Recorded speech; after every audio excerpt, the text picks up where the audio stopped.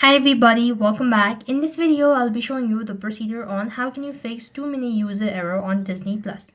To resolve the too many user error on Disney Plus, ensure you're not exceeding the maximum number of allowed simultaneous streams for your subscription plan. You could also manage device and log out of unused accounts or through your My Disney account page as well. And additionally, what you could also do is check your internet connections. You could also restart your device and the Disney Plus app or the app or the browser version if you're using. So if you're using a browser, then what you need to do is click on the three dot icon from the top of the page, go to the settings sections. Here it is.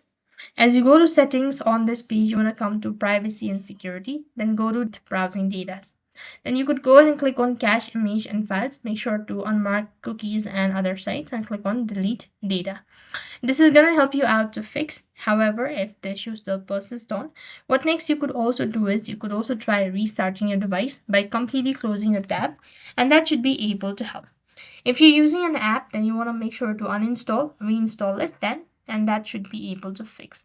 So these are some of the ways to fix too many user error on Disney Plus. I hope the video was helpful.